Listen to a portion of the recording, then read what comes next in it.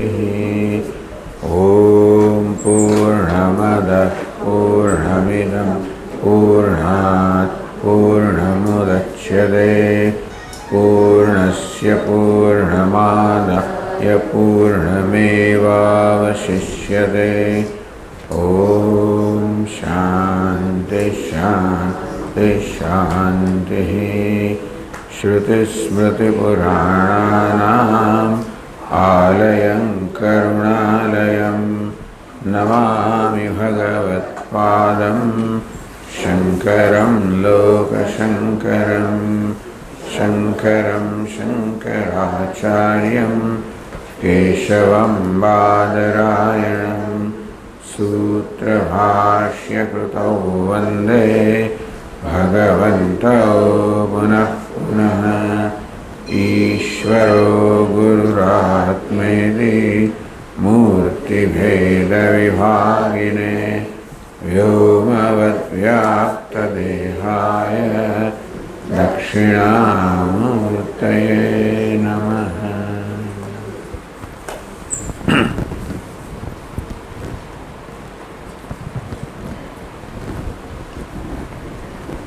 407 पाना पर भागवतમાં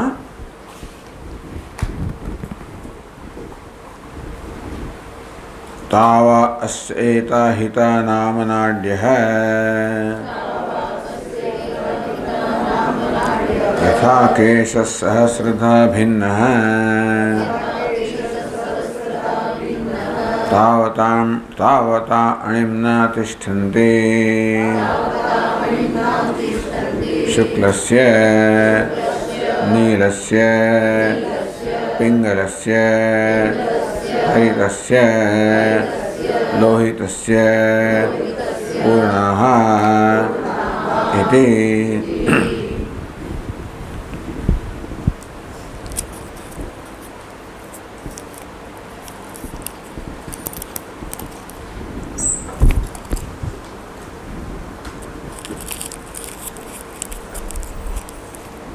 तत्र यत् पश्यति अनन्वागतस्तेन भवति।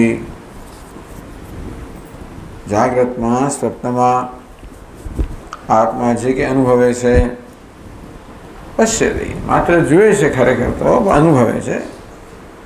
અનંતવાગતસ્થેન ભવતિ એની સાથે કોઈ પણ રીતે સંયોજાયેલ નથી, સંબંધિત નથી, કોઈ એનાથી પ્રભાવિત નથી।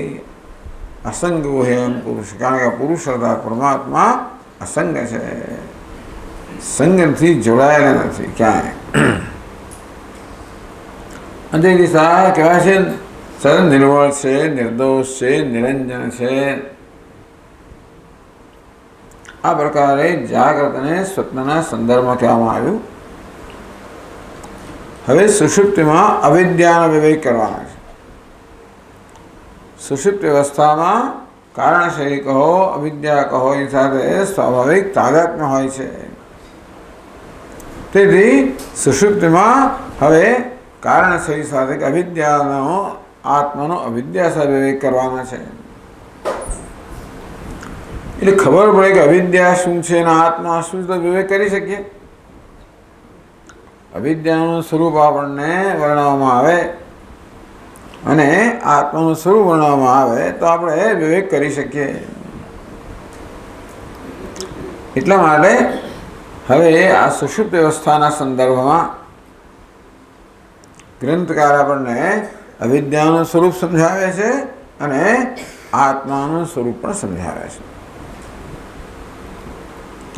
એમાં જાગ્રતમાંથી સુષુપ્તિમાં ગતિ કરવા માટે કેવી રીતે આત્મા વચ્ચે પેલી હિતા નામની નાડીઓમાંથી પસાર થાય છે, એ વખતે સ્વપ્નનો અનુભવ કરે છે, એ કહેવા માટે આ હિતા નામની નાડીઓનું વર્ણન કરે છે। તાવ એસ્યેતા હિતા નામ નાડ્ય, હિતા નામ છે એવી આ બધી નાડીઓ છે। યથા કેશ સહસ્રતા ભિન્ન, એક જ વાળને જેવી રીતે 1000 વિભાગ કરવામાં આવે, ભિન્ન છેદ કરવામાં આવે, એવી રીતે વાળામાં છેદ કરી કરીને હજારો ભાગ કરવામાં આવે તો કેટલું સૂક્ષ્મ થાય એ પણ કદાચ આ નાળીનું ની સમાનતા રાખી શકે નહીં. એના જેવું સૂક્ષ્મ હોય કે નહીં? નાડી કદાચ એનાથી પણ વધારે સૂક્ષ્મ હોય. આવી નાડીઓ ભિન્ન ભિન્ન રંગથી ભરેલી છે. બધી નાડીઓ છે એ પારદર્શક છે. એમાં ભિન્ન ભિન્ન રસ હોવાને કારણે એ નાડીઓ પણ એ તે રંગની જણાય છે. શુક્લસ્ય, નીલસ્ય, પિંગલસ્ય, હરિતસ્ય. કોઈ નાળીઓ સફેદ રસથી ભરેલી છે, જ્યાં પિત્તની પ્રધાનતા, જ્યાં કફની પ્રધાનતા છે. શ્લેષ્મ કહેવાય આયુર્વેદની અંદર. કફ તો જાણે કે અંગ્રેજી શબ્દ છે, આપણે કફવાદ પિત્ત કહીએ છીએ, પણ શ્લેષ્મવાદ પિત્ત. નીલસ્ય, પિંગલસ્ય. જે વાતની પ્રધાનતા છે ત્યાં નીલ, જ્યાં પિત્તની પ્રધાનતા છે પિંગલ. હરિતસ્ય, લોહિતસ્ય. જ્યાં રુધિરની પ્રધાનતા છે લોહિત. આમ અને જોડે જોડે આ બધા જે દોષ છે શ્લેષ્મ, વાત, પિત્ત, એ બધાના જુદા જુદા પ્રમાણમાં સંયોગથી, મિશ્રણથી ભિન્ન ભિન્ન પ્રકારના રંગો બને. એવી અનેક રંગો વડે બધી નાડીઓ છે એવું કહેવામાં આવે.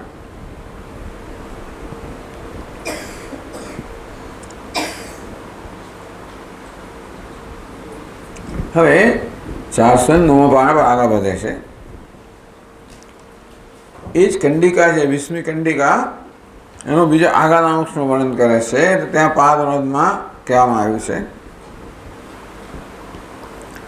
અથ યત્ર એનમ ઘ્નન્તિ ઇવ જીનન્તિ ઇવ હસ્ત ઇવ હસ્તિ ઇવ વિચ્છાયતિ ગર્તમિવ પતતિ યદેવ જાગ્રદ્ભયં પશ્યતિ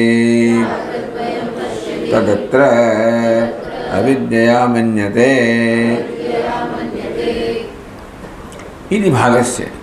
આટલો જ અંશ છે એ હવે ગ્રંથકાર સમજાવે છે.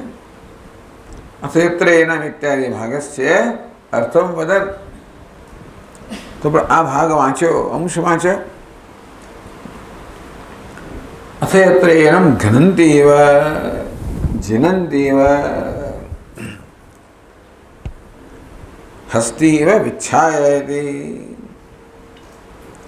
સ્વપ્નમાં આ આત્મા જાત જાતના અનુભવો કરે છે. ઘ્નંતિ એવ એને મારી ના નાખતા હોય ને. જીનંતિ એવ જાણે વશ કરતા હોય, તાબે કરતા હોય. હસ્તી વિચ્છાયતી હાથીની પાછળ પડ્યો હોય, હાથીની પાછળ દોડાવ્યો હોય, અથવા હાથીની પાછળ પડ્યો હોય. ગતમ એવો પતતિ કોઈ ઊંડા ખાડામાં પડ્યો હોય. એ યદેવ જાગ્રત ભયમ પશ્યતિ તદ અત્ર અવિદ્યા મન્યતે. ટૂંકમાં આ તો થોડો દૃષ્ટાંત આપવામાં આવ્યા કે જાગ્રતમાં જોયેલા જે બધા ભયજનક અનુભવો છે જે કર્યા હતા એ જ અવિદ્યાને કારણે સ્વપ્નમાં એવું જ અનુભવે છે. અવિદ્યાનું સ્વરૂપ સમજાવ્યું. પછી વિદ્યાનું સ્વરૂપ સમજાવશે. આ અવિદ્યાનું સ્વરૂપ સમજાવે. તો ટીકાકાર કહે છે અથયત્રેયનમ ઇત્યાદિ ભાગસ્ય અર્થમ વદન. આટલા અંશનો અર્થ કહી રહ્યા છે ગ્રંથકાર. સ્વપ્ને કાર્ય દ્વારા અવિદ્યા સ્વરૂપમ સ્પષ્ટયતિ. અવિદ્યા જે છે ને એ આપણે જોઈ શકીએ કે અનુભવી શકીએ નહીં. એ અનુમાનનો જ વિષય છે ખરેખર. અવિદ્યા છે એ આપણે અવિદ્યાના કાર્ય દ્વારા, અવિદ્યા જે પ્રકારની અસર ઉત્પન્ન કરે છે એ દ્વારા આપણે નક્કી કરીએ કે અવિદ્યા છે જીવનમાં. બ્રહ્મસૂત્રમાં ભાષ્યકાર આ વસ્તુ જ કરી પહેલા, કારણ કે પહેલું સૂત્ર છે અથવા તો બ્રહ્મ જિજ્ઞાસા. જ્યારે બ્રહ્મ જિજ્ઞાસા અર્થાત બ્રહ્મને જાણવાની ઈચ્છા જન્મે ત્યારે બ્રહ્મ વિચાર કર્તવ્ય હૈ, બ્રહ્મ વિશે વિચાર કરવો જોઈએ. અર્થાત બ્રહ્મનું નિરૂપણ કરનારા શાસ્ત્ર પર વિચાર કરવો જોઈએ. એટલે કે ઉપનિષદ કહો, વેદાંત છે, એ વેદાંતના વાક્યો પર એના તાત્વિક નિર્ણય કરવાનો વિચાર કરવો જોઈએ, મીમાંસા કરવી જોઈએ, વિશ્લેષણ કરવું જોઈએ. શેના માટે? જ્ઞાનમાં જિજ્ઞાસા, જ્ઞાન માટે. તો જ્ઞાનની ઈચ્છા જન્મે ત્યારે જ્ઞાન માટે આ પ્રકારે કરવું જોઈએ, વિચાર કરવો જોઈએ, શ્રવણ કરવું જોઈએ, મનન કરવું જોઈએ, નિધ્યાસન કરવું જોઈએ. એવું બ્રહ્મસૂત્રના પહેલા સૂત્ર. શું કામ? ભાઈ જ્ઞાનનો પ્રશ્ન ક્યાંથી આવે? બ્રહ્મને જાણવું જોઈએ, શ્રવણ મનન નિધ્યાસન વિચાર દ્વારા બ્રહ્મને જાણવું જોઈએ. શું કામ જાણીએ? જાણવાનો પ્રશ્ન ક્યારે આવે? જ્ઞાનનો પ્રશ્ન ત્યારે જીવનું અજ્ઞાન હોય ત્યારે. કોણે કોઈ અજ્ઞાન છે? અજ્ઞાન તો અનુમાનનો વિષય છે. તો જીવનમાં શું બને છે એ પરથી આપણે નિર્ણય કરીએ જીવનમાં અજ્ઞાન છે. તો કેવું જીવનમાં અજ્ઞાનનું કાર્ય અધ્યાસ કહો કે અધ્યારોપ કહો. એકને બીજું માની લેવું, બીજાને એક માની લેવું, રજ્જુને સર્પ માનવો અને સર્પના ધર્મ રજ્જુ પર અધ્યારોપ કરવો અને અધ્યાસ કહેવાય. તેમ આત્મા અને અનાત્મા બે તત્વ છે. અનાત્માને આત્મા માનવો, અનાત્માના ધર્મનો આત્મા પર અધ્યારોપ કરવો, આત્માના ધર્મ અનાત્મા પર અધ્યારોપ કરવો. આવું જીવનમાં છે, જે ન હોવું જોઈએ. અનાત્મા આત્મા પરસ્પર વિરુદ્ધ છે. યુષ્મદ અસ્મદ પ્રત્યય ગોચર. કે ભાઈ યુષ્મદ એટલે કે અનાત્મા, અસ્મદ એટલે આત્મા. બે પરસ્પર વિરુદ્ધ સ્વભાવવાળા છે. કેવા છે? જેવી રીતે અંધકાર અને પ્રકાશ પરસ્પર વિરુદ્ધ સ્વભાવવાળા છે, તેવી રીતે અનાત્મા આત્મા પરસ્પર વિરુદ્ધ સ્વભાવવાળા છે. પણ એક સ્થળે હોઈ ના શકે. હોય તો એ મિથ્યા ભવ્યું તમારે હતી, એ તો ખોટું જ હોવું જોઈએ. અને છતાંય છે જીવનમાં. છતાં લોકો આ દેહ ઇન્દ્રિય મન બુદ્ધિના સંઘાતમાં અહમ ભાવ કહે. અહમ મમ એ નૈસર્ગિકો એમ લોક વ્યવહાર હૈ. અનાદિકાળથી મનુષ્ય આ પ્રકારનો શબ્દ પ્રયોગ કરતો હોય, હું અને મારું. હું એટલે વ્યક્તિ, હું અને મારું. તો માણસ હું અને મારું કહે છે. હું એટલે કે ઓ વ્યક્તિ છે, બીજા બધા કદાચ જુદો છે. આ મારું છે અર્થાત બીજું મારું નથી કે આ તારું નથી. આ પ્રકારે માણસ શબ્દો બોલે છે અથવા તો એ પ્રકારે પોતાના વિશે ખ્યાલ ધરાવે છે. તો અંદર શું ખ્યાલ ધરાવે શું કહેવાય? પણ બહારથી શું કરે એ નક્કી થાય. હું અને મારો એમ કહીએ એટલે ખબર પડે કે માણસ પોતાના આટલો માને છે, અલ્પ માને છે, મર્યાદિત માને છે. અલ્પતા કોનો ધર્મ છે? દેહનો ધર્મ છે, ઇન્દ્રિયોનો ધર્મ છે, ઉપાધિનો ધર્મ છે. એનો થઈ છે કે પોતાની ઉપાધિ જેટલો જ અલ્પ માને છે અને ઉપાધિ સંબંધિત છે એને મારું માને છે. વાસ્તવમાં એ તો અનાત્મા છે. આત્મા સાથે સંયોગ થઈ જ ના શકે. જેમ આકાશને ઘડાનો સંયોગ થઈ જ ના શકે. છતાં પણ આપણા મનમાં ઘટાકાશ નામનો એક ખ્યાલ જન્મ્યાનો અર્થ એ થયો કે આપણા મનમાં ઘડાના આકાશને જોડી દઈએ છીએ, જે સંયોગ અશક્ય છે. અશક્યને કોણ શક્ય હોય? એમ નામ માયા, એમ નામ અજ્ઞાન કહો, એમ નામ અધ્યારોપ છે. તો જેવી રીતે ઘડાના ધર્મનો આકાશ પર અધ્યારોપ કરીને ઘટાકાશ નામનો એક ખ્યાલ મનમાં જન્મે છે, તેવી રીતે અનાત્મા અને તેના ધર્મનો અધ્યારોપ કરીને આત્મા વિશે આ પ્રકારના ખ્યાલ જન્મે છે. એ બતાવે કે જીવનમાં અધ્યાસ છે. બે વસ્તુ સાથે હોવાની સંભાવના હોત તો બરોબર છે, પણ જે બેની એક સાથે હોવાની સંભાવના નથી, જ્યાં પ્રકાશ અંધકાર સંભવી ન શકે અને છતાંય બેને ભેગા કરી દો તમે, જ્યાં આત્મા એટલે અનાત્મા હોય જ ના શકે, જ્યાં દ્રષ્ટા એટલે દૃશ્ય હોય જ ના શકે, દ્રષ્ટા દ્રષ્ટા છે, દૃશ્ય દૃશ્ય જ છે જીવનમાં, છતાંય પણ આ બેને લમ્પિંગ ટુગેધર, બંનેને ભેગા કરી દેવામાં આવે છે, એક કરી દેવામાં આવે છે. આ બતાવે છે કે જીવનમાં અજ્ઞાન છે, અને તેથી જ્ઞાન હોવું જોઈએ તો અજ્ઞાન દૂર થાય, તો અજ્ઞાનમાંથી જન્મેલા ભ્રમ દૂર થાય, અને તો ભ્રમમાંથી જન્મેલો શોક અને મોહ દૂર થાય, અને તો સંસાર દૂર થાય. ભલે સંસાર કોને કહેવાય એ જ સમજવાની જરૂર છે કે મનુષ્ય શોક અને મોહ અનુભવ એનું નામ સંસાર, બીજા કયા નામ સંસાર નથી.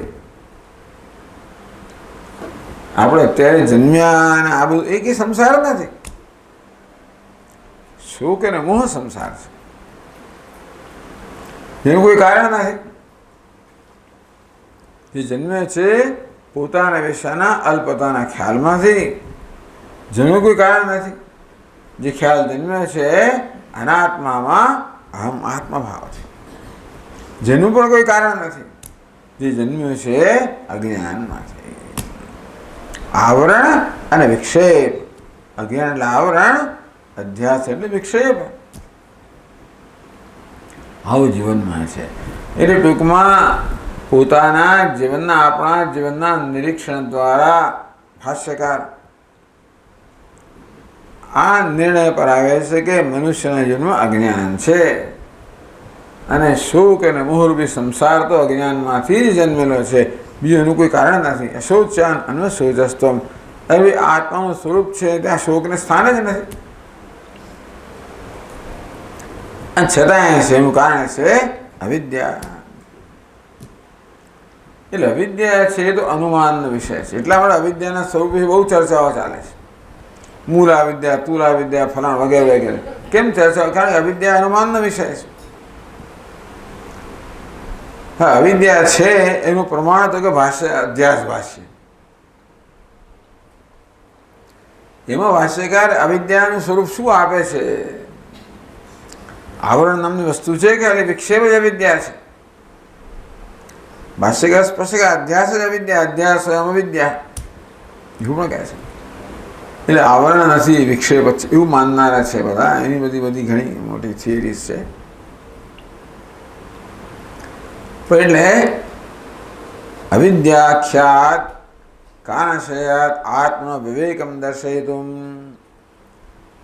અવિદ્યા જેનું નામ છે એવા કારણશયથી આત્માને જુદો પાડવા માટે, અવિદ્યા સ્વરૂપસ્ય, અવિદ્યાનું શું સ્વરૂપ છે? તદાવૃત આત્મ સ્વરૂપ. તો એકલી અવિદ્યાનું સ્વરૂપ નહીં, પણ અવિદ્યા જેને ઢાંકી દે છે, અવિદ્યા જેના વિશે અનેક ભ્રમ જન્માવે છે, એ આત્માનું શું સ્વરૂપ છે એ પણ આપણે કહેવું પડે. પ્રતિપાદિકાયા વિંશતિ તન્મ્યાહ કંડિકાયાર્થમ દ્વાદષ્ટિ શ્લોકૈ નિરૂપયન. દ્વાષષ્ટિ ચાલો થઈ ગયું. એટલે 62 શ્લોકમાં તો કહે છે કંડિકાનો અર્થ. તત્ર જાગૃત સકાશાત સ્વપ્ન સુષુપ્તિ પ્રાપ્તિ દ્વારભૂતાનામ નાડીનામ સ્વરૂપ પ્રદર્શકસ્ય. તત્ર જાગૃત સકાશાત, જાગ્રતમાંથી સ્વપ્ન સુષુપ્તિ પ્રાપ્તિ દ્વારભૂતાયામ, જાગ્રત અવસ્થામાંથી સ્વપ્ન અવસ્થા અને પછી સુષુપ્ત અવસ્થા પ્રાપ્ત કરનારો જે માર્ગ છે, પ્રતિજ્ઞાયમ પ્રતિઓની આદ્રવતી, સ્વપ્નનો અનુભવ કરવા માટે આત્મા જાગ્રતમાંથી જે માર્ગ સ્વપ્ન અનુભવ કરવા માટે લે છે અને દ્વારા પછી સુષુપ્તિ એનો અનુભવ કરે છે. ને સ્વપ્ન અને સુષુપ્તિ બંનેને પ્રાપ્ત કરાવનાર આ જે નાડી છે એનો અર્થ તો પહેલા સમજાવ્યો. પછી 409 પાના પર અત્ર અથ યત્ર એનમ ઇત્યાદિ ભાગસ્ય અર્થમ વદન. હમણાં જ આપણે વાંચ્યું કે કેવી રીતે સ્વપ્નમાં એવા અનેક પ્રકારના ભયંકર અનુભવો કરે છે જે બધા જાગ્રતમાં અનુભવ્યા હતા. સ્વપ્ને કાર્ય દ્વારા અવિદ્યા સ્વરૂપો સ્પષ્ટ હતી. સ્વપ્નમાં અવિદ્યા છે એ સ્પષ્ટ કેવી રીતે કરે છે? કાર્ય દ્વારા, અવિદ્યાના કાર્યથી. જાગ્રતમાં તો હાથી દેખાય છે, અનુભવ કરીએ છીએ આપણે. સાચો હાથી મારી પાછળ પડ્યો. આપણે જઈએ ને આપણા આને કટ્ટી કોઈમ્બતોર આશ્રમમાં, ત્યાં રાત્રે હાથીઓ આવે, ઝુંડ આવી જાય. ઘણી વાર ક્યારે એક આવે ક્યારે ઝુંડ આવી જાય. અને જો તમે સરખી રીતે ના વર્તા તો તમારો પીછો કરેલો છે પીછો. એક માણસ તો બચી ગયો, ખાડામાં પડ્યો, પૂરો હાથી અને ઉપરથી ઢગલા એને ફૂરી દેવા. બધું હાથી પણ ખરો હતા, માંડ બચ્યો. અમારે એક સ્વામી પાછળ પડે, સ્વામી બિચારા પડી ગયા અને વાગ્યું બધું થયું. એટલે આ અવિદ્યા છે એ આપણને ખબર નથી. પણ આવો જ અનુભવ સ્વપ્નમાં થાય જ્યાં કોઈ હાથી નથી, અને છતાં એનો થયો કે આ કલ્પના છે, આ હકીકત નથી. ખબર? જાગ્રતમાં ચાલો હકીકત છે એમ કહો, એ જ અનુભવ સ્વપ્નમાં થાય જ્યાં હાથી નથી ને કોઈએ નથી. કોઈ મારી નાખતું હોય, હાથી એની પાછળ દોડાવતું હોય અને ખાડામાં પડે ને પછી હાથી પાછળ પડે એટલે શું થાય? આ બધા અનુભવ સ્વપ્નમાં જ્યારે થાય, જે સ્વપ્નમાંની કોઈ વસ્તુ જ નથી, ત્યારે અનુભવો અજ્ઞાનમાંથી થયા છે એવું કહેવાય. એક જ કારણ અજ્ઞાન. અજ્ઞાન શું કરે છે? અધ્યાસ કરે, અધ્યારોપ કરે, કલ્પના કરે. ટૂંકમાં આ બધી કલ્પનાઓ છે, મનની કલ્પનાઓ છે. મન કેમ કલ્પના કરે છે? કારણ કે મનને પોતાના સ્વરૂપનું ભાન નથી. એટલે સ્વપ્નમાં જે પ્રકારના અનુભવ થાય છે એ પરથી અવિદ્યાનું અનુમાન કરવામાં અવિદ્યા છે. કાર્ય દ્વારા અવિદ્યા સ્વરૂપો સ્પષ્ટ. કાર્ય દ્વારા, વિક્ષેપ દ્વારા. અવિદ્યા એટલે આવરણ, એનું કાર્ય શું? તો કે વિક્ષેપ. સ્વપ્નમાં આજે અનુભવ કરે કહેવાય, વિક્ષેપ કહેવાય, કલ્પના કહેવાય, અધ્યારોપ કહેવાય. એ દ્વારા અવિદ્યાના સ્વરૂપને સ્પષ્ટ કરે છે. સ્વપ્ન ઇત્યાદિના તો 629 શ્લોકમાં કહે છે, સ્વપ્નો યસ્ય ભવેદ દ્વેધા દુઃખદ સુખદોપિ ચ યથા જાગરણમ પુંસઃ દુઃખદમ સુખદમ તથા.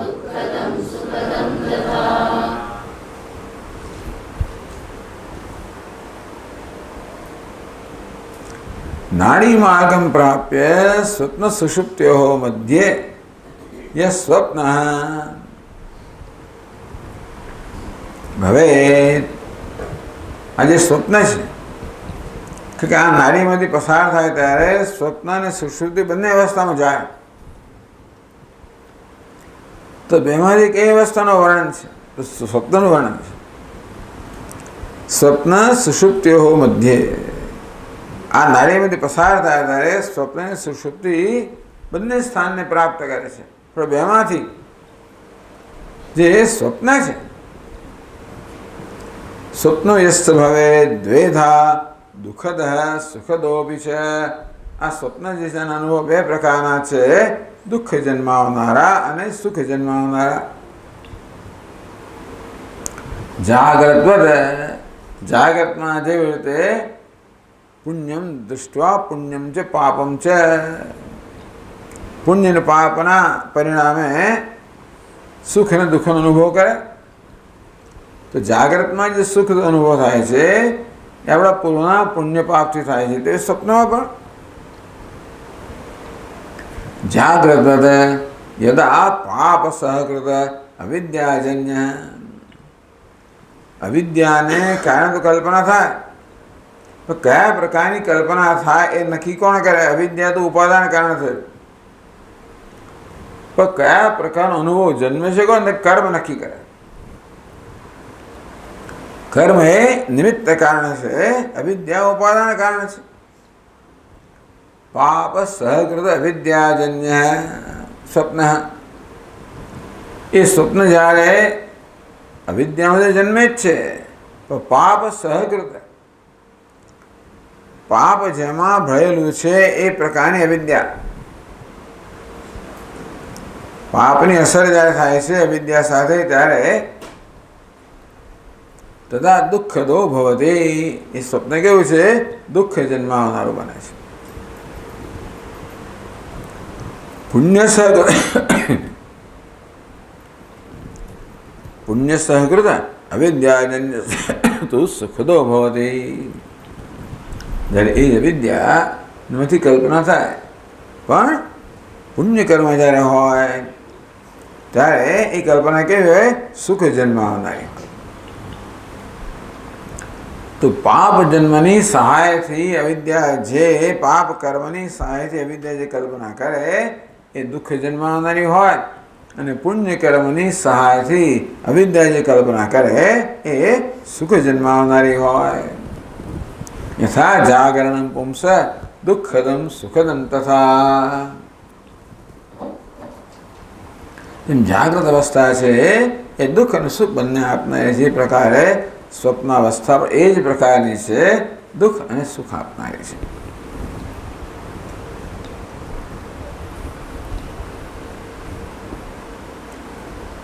નાપી સ્વપ્ન પદાર્થેષુ અપી જાગ્રત પદાર્થેભ્યઃ સ્વરૂપેણ દુઃખાદિ જનન વ્યાપારેણ વિશેષયતિ. આમાં સ્વપ્નમાં જે દુઃખનો અનુભવ થાય છે ને એ જાગ્રતમાં થતા દુઃખનો અનુભવ જુદો નથી. જેવો દુઃખનો અનુભવ જાગ્રતમાં થાય એવો જ સ્વપ્નમાં થાય, જેવો સુખનો અનુભવ જાગ્રતમાં થાય એવો સ્વપ્નમાં થાય. જે કારણથી જાગ્રતમાં દુઃખનો અનુભવ, જેમ કે હાથી પાછળ પડ્યો એવું જ સ્વપ્નમાં થાય, અને જે કારણથી સુખનો અનુભવ થાય, આઈસ્ક્રીમ મળે, કુલ્ફી મળે, તો એવો જ સ્વપ્નમાં એ જ પદાર્થ. ટૂંકમાં અનુભવ પણ સમાન છે, અનુભવ જન્માવનારા પદાર્થો પણ સમાન છે સ્વપ્નમાં. એ કહે છે પછીના શ્લોકમાં, દુઃખદાયાદૃશા ભાવાઃ તાદૃશા સુખદા અપી પુંસો જાગરણે દૃષ્ટાઃ સ્વપ્ને તે તાદૃશા સ્મૃતાઃ.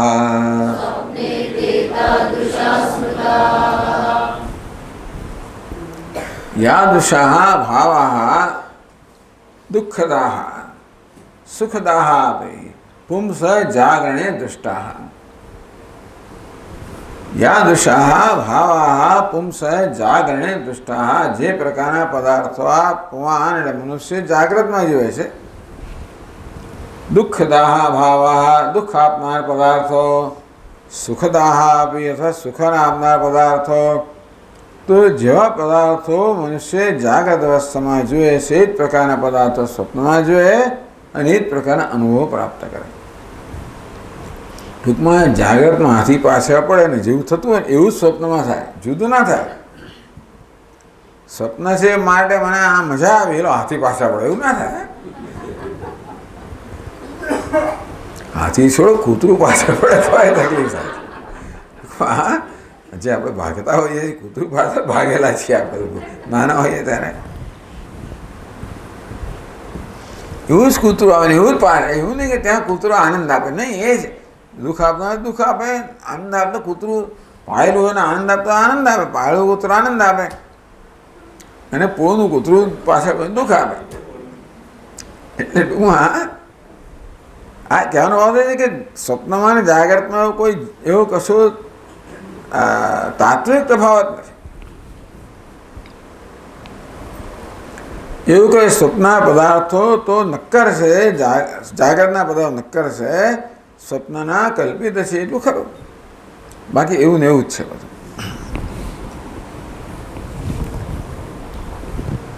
તે યાદૃશાત ચોરાદિરૂપા પ્રતિકૂળતયા જ્ઞાતા સંત જાગરણે દુઃખતા દૃષ્ટા.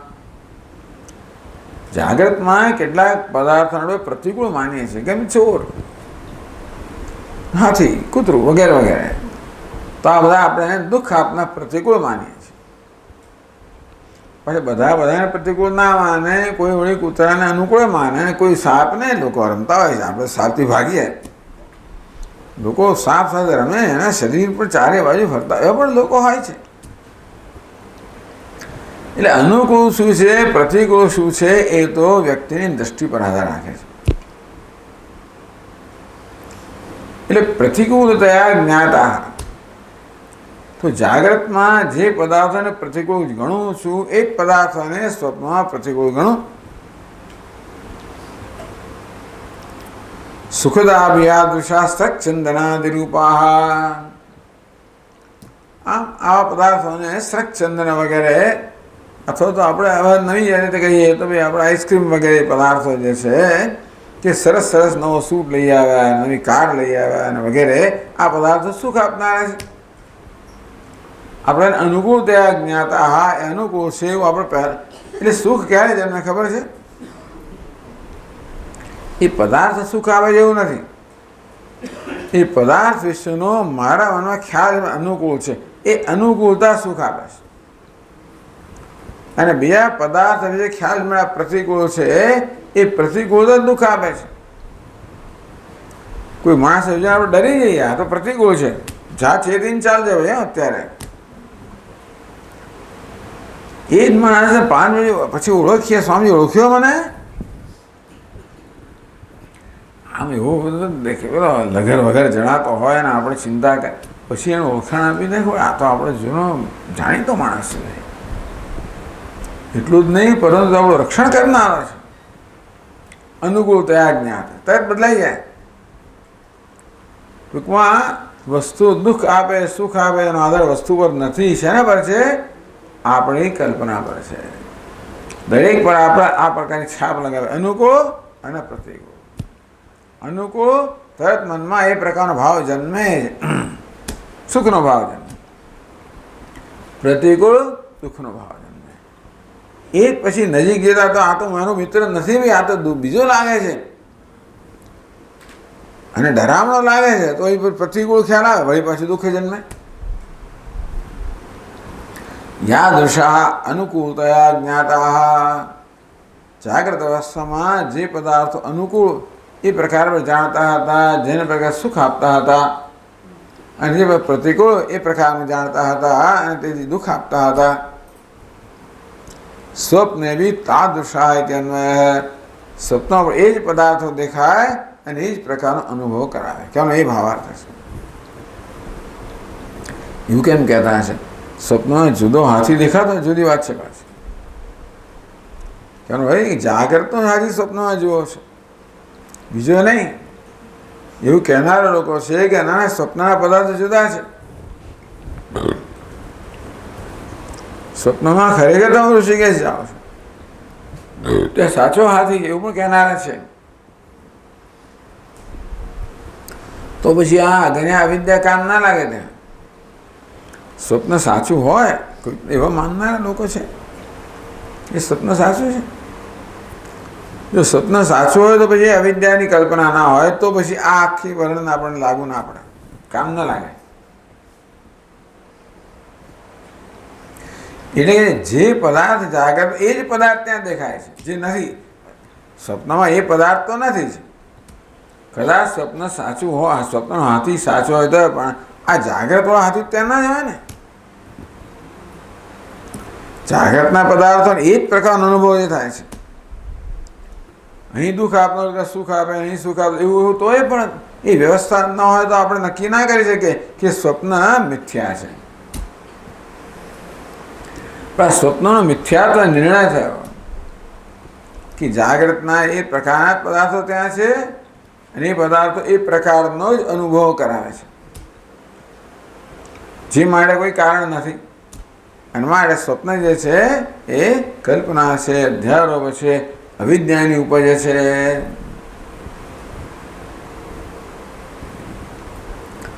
દુઃખદા સુખદા આપે તત્ર દુઃખદમ સ્વપ્નમ ઉદાહરણ સ્ફુટયતે. તો દુઃખ આપના સ્વપ્ન છે એને ઉદાહરણથી સ્પષ્ટ કરે છે. 7 શ્લોકોમાં હતા સપ્તમી, કઈ મોટા ભાગે દુઃખ જ વધારે હોય જીવનમાં, એટલે એનો વધારે શ્લોકો છે. સુખ માટેના શ્લોકો ઓછા, હંમેશા દુઃખ માટેના વધારે હોય. એટલે 7 શ્લોકોમાં સમજાવે.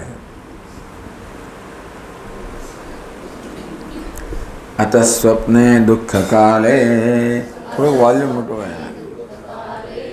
દુઃખદે કર્મણિ સ્થિતે એનમ સ્વપ્નદૃશમ દીનમ ચોરવ્યાઘ્રવુકાદયઃ નિષ્ઠુરાઃ ક્રૂરકર્માણઃ શસ્ત્રૈર્દन्तैर्नખૈः ખુરૈः આકાશસદૃશં શસ્ત્રૈः अच्छेद्यं वधवर्जितं घ्नन्तीव द्रव्यमांसादे लाभार्थं स्वार्थसाधकाः.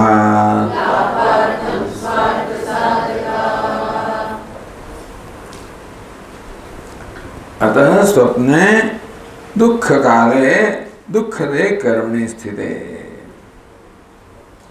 अतः उक्त साम्यात स्वप्ने दुઃખ ભોગ કાલે, સ્વપ્નની અંદર દુઃખનો અનુભવ કરવાનો સમય જ્યારે આવે.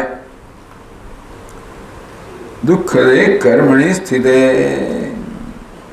જ્યારે દુઃખ જન્માનારા પાપ કર્મ છે, પાપ કર્મ પોતાનું ફળ આપવા માટે ત્યાં આગળ હવે હાજર થઈ ગયા છે.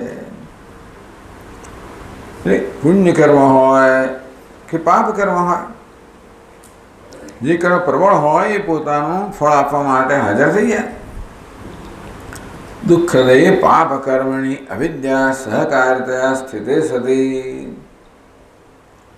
તો જાગ્રતનો અવિદ્યા નથી, જાગ્રતમાં સાચા અનુભવ છે. સ્વપ્નમાં શું છે? અવિદ્યા છે.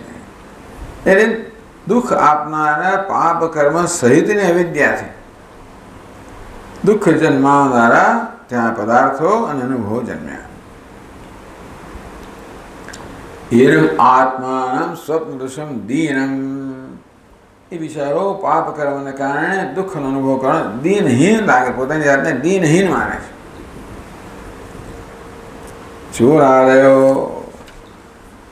યથાક્રમ શસ્ત્રાદિ દ્રવ્યાદ્યર્થમ ઘ્નન્તીવ હિંસંતીવ યત સ્વાર્થ સાધકા. આમ ચોર સામે આવે કેવી હાલત થાય છે આપણી? અવાજ પણ ના નીકળે, કયું થાય નહીં.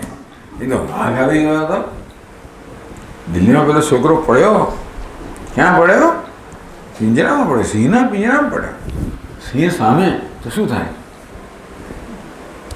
દીન એકદમ આમ કેવા આપણે એકદમ બિચારા બાપડા આંખમાં ભયભીત બની જઈએ ને.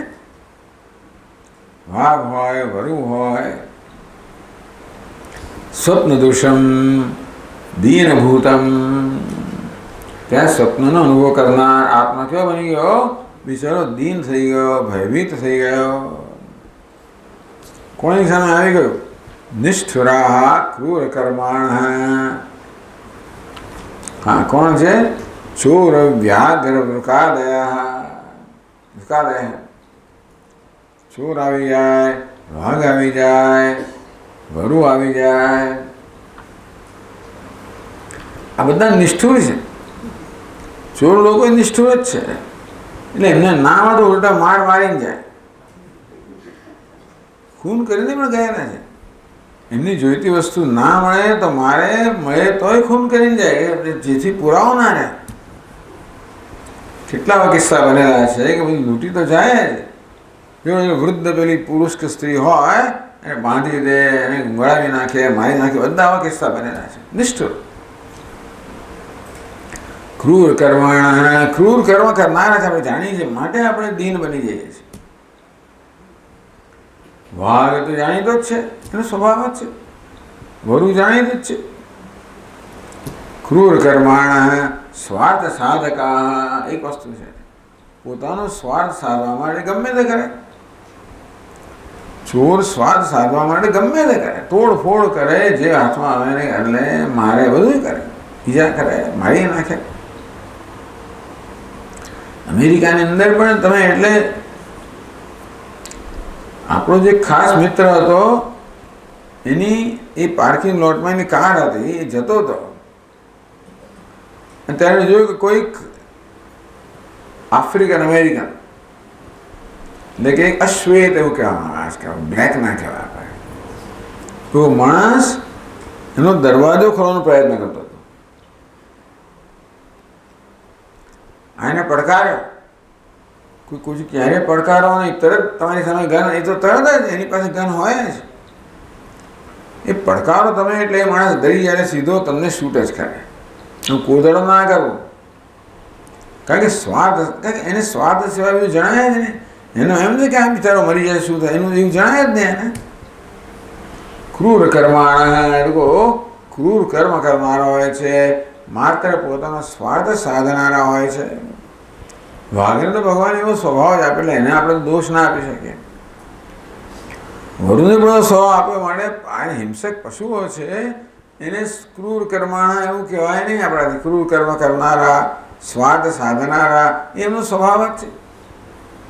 એ કેમ છે કે હું ક્રૂર કર્મ કરું છું, તો પેલો માણસ તો ક્રૂર કર્મ કરનારો છે, સ્વાર્થ સાધનારો છે.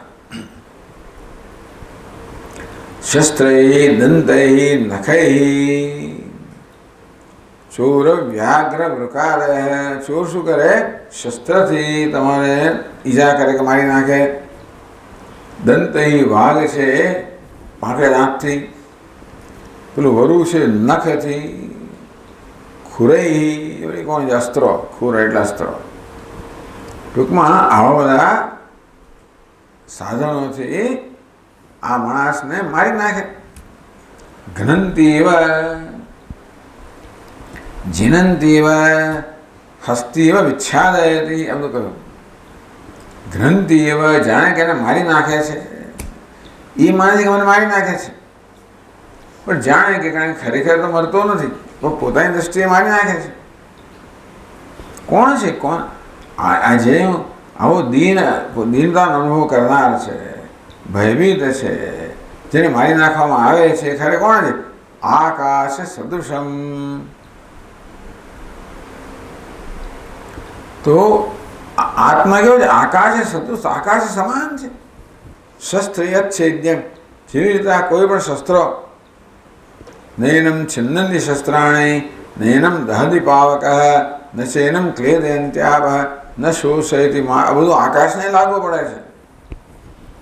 તલવાર વગેરે શસ્ત્રો આકાશને છેદી ન શકે, વાયુ આકાશને શોષી ન શકે, અગ્નિ આકાશને વાળી ન શકે, જળ આકાશને ભીંજવી ન શકે. એવો શ્લોક આવે છે ને આપણા અદ્વૈતમાં કે આકાશના છેદતા તો પછી આત્મા છેદોનો સવાલ જ ક્યાં રહ્યો? એ જ કહે છે આકાશ સદૃશમ ક્ષત્રૈ અચ્છેદ્યમ વધવર્જિતમ. આત્મા અચ્છેદ્યમ, અચ્છેદ્યો એમ દાહ્યો એમ અક્લેદ્યો શોષ્યેવ ચ. નિત્ય સર્વગત સ્થાણુ અચલોયમ સનાતન. આવો આત્મા વધવર્જિતમ દેહી નિત્યમ વદ્યોયમ દેહે સર્વસ્ય ભારત. આ દેહમાં દેહી જે છે અવધ્ય છે. એટલે કહે છે ને ન હન્યતે હન્યમાને શરીરે. કદાચ શરીરનો ઘાત થાય તો પણ જેનો ઘાત થતો નથી. અવધ્ય છે આત્મા. શસ્ત્ર હિ અચ્છેદ્યમ. શસ્ત્ર વગેરેથી જે છેદી ન શકાય. અવધ્ય અર્થાત જેનો વધ ના થઈ શકે. આકાશ સદૃશમ, જે નિરાકાર છે, સર્વવ્યાપક છે. એવા આત્મા માને છે શું? ઘ્નંતીવ. જાણે કે એને મારી નાખે છે, મને મારી નાખે છે. શેને માટે? દ્રવ્ય માંસાદિ લાભાર્થમ. આ ચોર વગેરેને દ્રવ્ય જોઈતું હોય, વાઘ વગેરે માંસ જોઈતું હોય, સ્વાદ એમને એ સિવાય બીજું કશું દેખાય જ નહીં. વાઘ માટે માણસ શું છે? માંસનો જ પિંડ છે ને, એનો ખોરાક છે. વરુ માટે પણ શું ખોરાક જ છે. ચોર માટે કોણ છે? તો કે દ્રવ્ય મળવાનું સાધન છે, એને બીજું કંઈ દેખાય જ નહીં. જો ડૉક્ટર માટે પેશન્ટ આવ્યું, શું કે ડૉક્ટર પેશન્ટ આવ્યું, એટલે નાન્યતર જાતે પેશન્ટ આવ્યું. વકીલ માટે તો અસીલ જ છે, બીજું કંઈ નથી. કે આપણે માણસ છે, એને પણ ઘર બહાર છે, એને પણ લાગણી છે, એ પણ મુશ્કેલ, એવું ને અસીલ પેશન્ટ. એ પ્રકારે દરેક જણને પોતે આવી રીતે જ જોતું હોય કે વાઘ માટે ખોરાક છે, વરુ માટે ખોરાક છે, ચોર માટે શું છે? માત્ર ધન મેળવવાનું સાધન છે, બીજું કંઈ નહીં. આ વિચારો તો સારું. દ્રૌપદીના મનમાં આવો હોય દેવ જાગ્યો. અશ્વત્થામાને જ્યારે પકડીને અર્જુન લઈ આવ્યો અને એનું મસ્તક છેદવા તૈયાર થઈ ગયો તો દ્રૌપદી કે નહીં નહીં નહીં નહીં, આપણો કોઈનો પુત્ર છે. એવું તે વખતે મનમાં સૂઝ્યું ને પેલો બચ્યો, નહીં તો ખલાસ થઈ ગયા. બાકી એવું સૂઝેવું છે નહીં. આ કોણ છે? દુશ્મન છે. બસ તમે કોઈને મારી ક્યારે શકો? તલવારથી મારી નાખવું કર્યું. કેટલું યુદ્ધમાં કેટલું બધું થયું. મહાભારતનું યુદ્ધ કેટલી ક્રૂરતા રાખવામાં આવી. એવું ક્યારે થઈ શકે? જ્યારે તમે આ માણસ છે એવું તો જોતા જ ના, દુશ્મન છે, બસ શત્રુ છે. સાત હતી એમને મારી નાખશે, મારે એને મારી નાખવો જોઈએ. એ મારી નાખવા વડે યોગ્ય છે. આવું મનમાં ના હોય તમે કરી જ ના શકો. હવે કીડીને મારતા આપણે તસ્કાઈએ ત્યારે માણસ મારી નાખો એ સારું નથી. એટલે ક્રૂર કર્માણ, ક્રૂરતા આવી એ માણસો ત્યારે. આ સૈનિકો બધા લોકો ત્યારે જ કરી જાય, ક્રૂરતા આવે ત્યારે જ તમે કોઈનો વધ કરી શકો, ના કરી શકો. સ્વાર્થ સાધકા, તે વખતે પોતાને સ્વાર્થ સિવાય કશું જણાય જ નહીં. એવા આ લોકો ઘ્નંતી એવા, એ જાણે કે એને મારી નાખે છે, મરી જાય છે એવો. આમ સ્વપ્નના અનુભવનું વર્ણન કેમ કર્યું? જાગ્રતમાં આ પ્રકારના અનુભવો કરે છે એ તો જ્યારે સાચા પદાર્થો હોય છે, એની લાગણી પણ સાચી હોય છે. સ્વપ્નમાં પદાર્થો એ સાચા નથી અને જે લાગણી જન્મે છે એ સાચી નથી. તો આ મિથ્યા વસ્તુ કોની ઉપજ? અજ્ઞાનની ઉપજ. કાર્ય દ્વારા અવિદ્યા છે એનું નિરૂપણ કરે છે. કીદૃશમ એનમ આત્માન વસ્તુચ્છેદ્યમ અમરમ છે એ દ્વયો સંબંધ. અચ્છેદ અમર ટૂંકમાં જે મૃત્યુ ને મરણથી પર છે. અપરમ ઉદાહરતી, બીજાનું ઉદાહરણ આપે છે. શેનું ઉદાહરણ આપે છે? અપરમ બીજાનું ઉદાહરણ આપે છે. એટલે શું?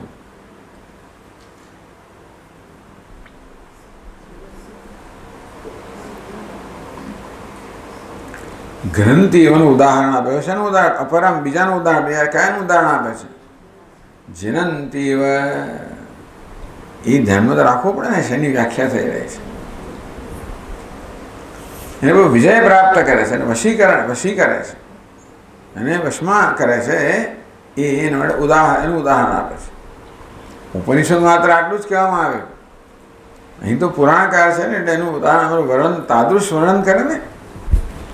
તો કેવી રીતે જાણે કે એને કેવી રીતે કાબૂમાં લે છે એને માટે ઉદાહરણ આપે છે જેઠાએ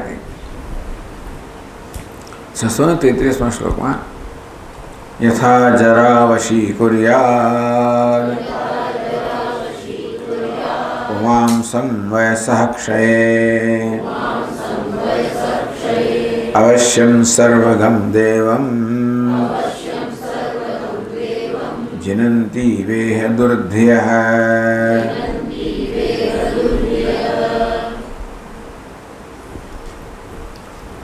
यथा जरा वशी कुर्यात् पुमांसं वयसः क्षये यथा वयस आयुषः क्षये अपचय काले जरा पुमांसं वशी कुर्यात् જેવી રીતે વયસ ક્ષય અપચય કાલે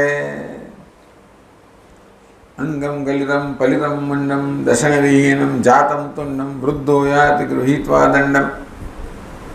આ તો હકીકત છે, એમાં કોઈ બચી શકવાનું નથી.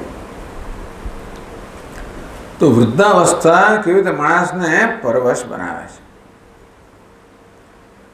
પહેલા બધું કેટલું કરતો દોડ કરતો હતો, હવે તો સમય નથી દોડાતો. હવે દોડાતો નથી, હવે થાક લાગે છે, હવે આ બધું થતું નથી. એ તો બહુ સારું, પણ ઘર પણ કોણે મોકલી? બહુ મોટી કવિતા છે. ઘરનો ઉમરો છે ને પહાડ જેવો થઈ જાય. પહેલાં તો આમ હવે આ પગ ઊંચો થતો નથી એટલે પહાડ ચડવા જેવું લાગે, ઉમરો ચડવો હોય. કેવી રીતે વૃદ્ધાવસ્થા મનુષ્યને એને પરવશ બનાવે છે.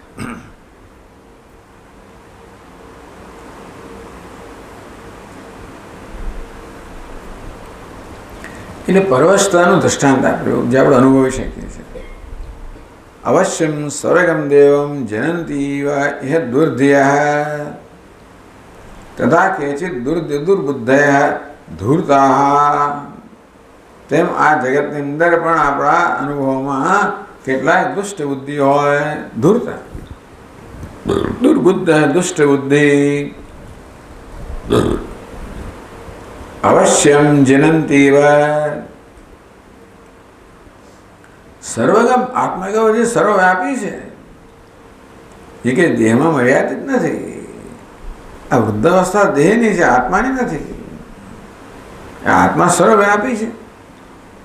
અને માટે ખરેખર તો આવું દેહની અવસ્થાને કારણે કોઈ પ્રકારની પરવશતા ન જણાવવી જોઈએ જો એને પોતાના સ્વરૂપનું જ્ઞાન હોત તો. પણ જ્યારે પોતે પરવશતાનો અનુભવ કરે છે એનો અર્થ એ થયો કે એ દેહને હું માને, દેહ પરવશ થયો છે. દેહને હું માને તો જ પરવશતાનો અનુભવ, નહીં તો ના થાય. ઊભા નથી થવાતું, બેસાતું નથી, ચલાતું નથી થતું, એનો વાંધો નહીં. પણ પરવશતા આવી જાય. આપણે જાણે કે કેવા બની ગયા છે, દયાને પાત્ર બની ગયા હોઈએ. તમ તથા કૃપયા આવિષ્ટમ. એ પોતે વિચારો પરવશ બની ગયો, દયાને પાત્ર બની ગયો. એ વસ્તુ શોક જન્માવે છે, નહીં તો શોક ના જન્મે.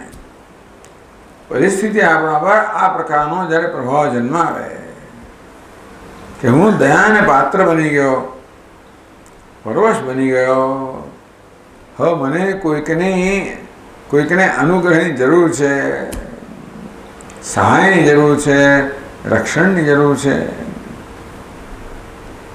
સર્વગમ દેવમ, જે પરમાત્મા સર્વવ્યાપી છે. જીનંતી વૈહ દુર્ધ્યઃ દુર્બુદ્ધઃ ધૂર્તા સર્વગમ અવશ્યમ વશીભાવમ અનારમપી. ખરેખર સર્વવ્યાપી પરમાત્માને કોઈ વશ ના કરી શકે ને. પરવશ કોણ બનાવી શકે? જે પરવશ બનવા માટે કે વશ થવા માટે કોઈ યોગ્યતા ધરાવતો નથી એને પણ એનમ દેવમ જિનંતીવ વશીકુર્વંતીવ ઇત્યર્થ. આ દેવને પરમાત્માને જિનંતી જય પ્રાપ્ત કરે છે, વશીકૃત કરે છે, પરવશ બનાવે છે. યદ્યપિ જ્યા ધાતુ ક્રિયાદિકો વ્યવહાનો વર્તતે. તથાપિ જીર્ણાનામ પારવશ્ય પ્રસિદ્ધે એમ ઔપચારિક પ્રયોગ હતી બોધ્યમ. ખરેખર તો જરા શબ્દ છે ને એ જ્રીવ ધાતુમાંથી બન્યો. જ્રીવ વયો હાનવ એટલે વૃદ્ધ થવું, વયની હાનિ થવી, વૃદ્ધ થવું એ અર્થમાં જરા શબ્દનો. એ જરા બીજું કંઈ કરતી નથી. વૃદ્ધાવસ્થામાં પરોશ બનાવતી નથી. એ તો માત્ર વયો વૃદ્ધાવસ્થાને વયો હાનિ થાય, પણ બીજું કંઈ નથી. યદ્યપિ જાત ધાતુ ક્રિયાદિક એટલે ચોથા ગણનો છે. વયો હાનું વર્તતે ખાલી વયની હાનિ એનો અર્થ થાય છે.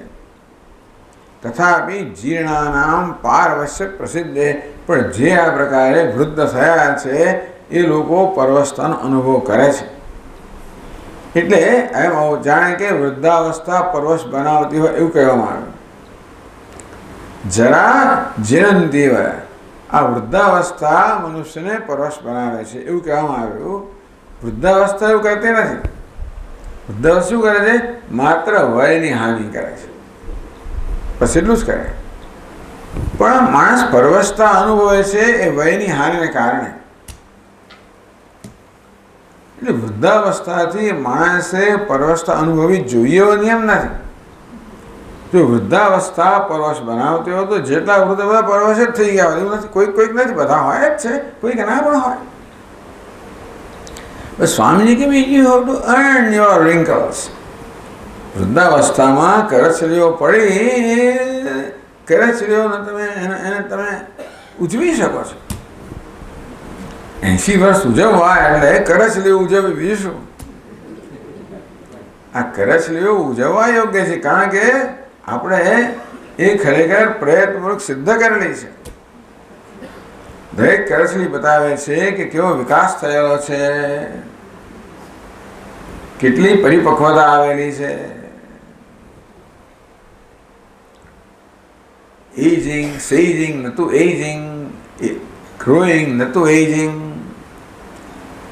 આમ જેમ જેમ વય જાય તેમ તેમ મનુષ્યનો વિકાસ થતો હોય, આંતરિક વિકાસ થતો હોય તો એને પરવશતાનો અનુભવ ના થાય. એટલે કે વૃદ્ધાવસ્થા પરવશ બનાવે છે એવું જે કહેવામાં આવ્યું ને એ આમ સાચું, એટલે સાચું ના કરાય. વૃદ્ધાવસ્થા માત્ર વયોહાનિ કરે છે, ટીકાકર સમજાવે. પણ સામાન્ય રીતે વૃદ્ધાવસ્થા આવે એટલે મનુષ્યો પરવશતાનો અનુભવ કરતા હોય છે. એટલે ગૌણ અર્થમાં કહેવામાં આવ્યું કે વૃદ્ધાવસ્થા એને પરવશ બનાવે છે.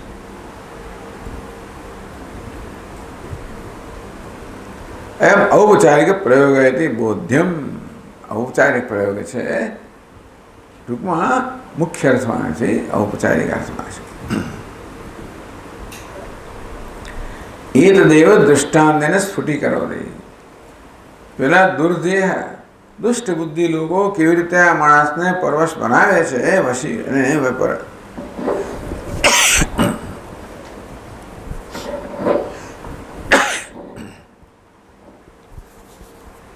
એ દ્રષ્ટાંત સ્પષ્ટ કરે છે. યથા કુંદ્રુપતેર્ભૃત્યાઃ અર્થાર્થં ધનિનોખિલાન વશીકુર્વન્તિ બલતઃ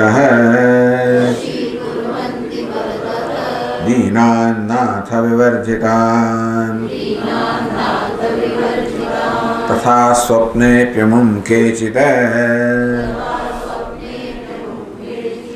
વશીકુર્વન્તિ દેહિનમ.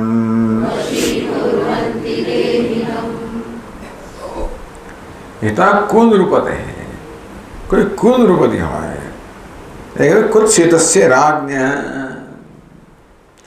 નિંદા યોગ્ય. કુત્સિત એટલે નિંદા યોગ્ય. રાજા જેવો દુષ્ટ હોય એ નિંદા યોગ્ય છે. રાજા દુષ્ટ હોય પેલું વાળ ચીભડા ગળે, એ ગુજરાતીમાં કહેવત છે, સાંભળ્યું છે? વાળ ચીભડા ગળે સાંભળ્યું છે?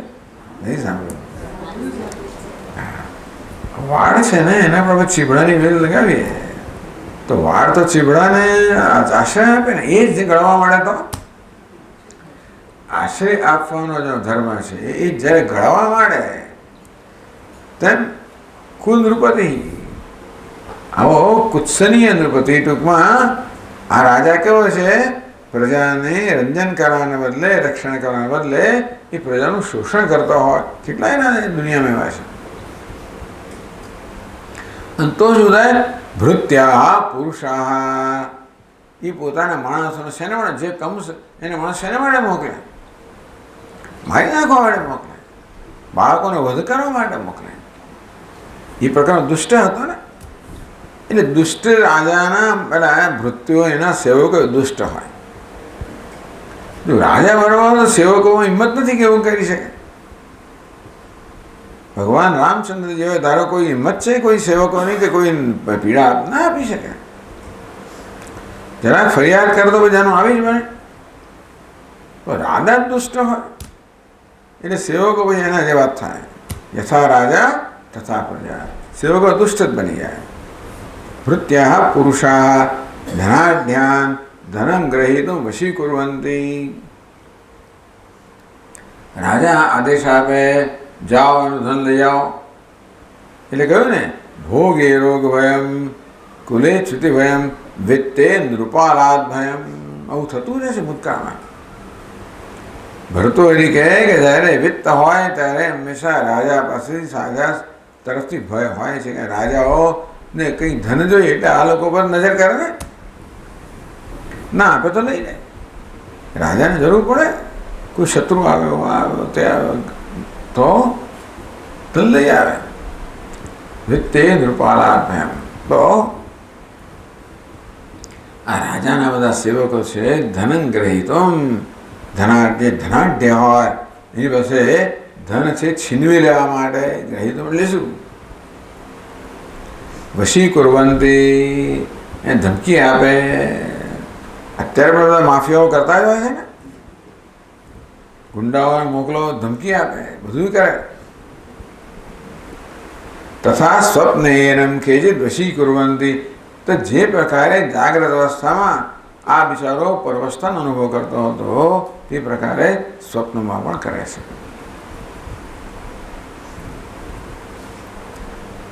કેટલા દ્રષ્ટાંત આપે છે એમાં, કેટલું વર્ણન છે.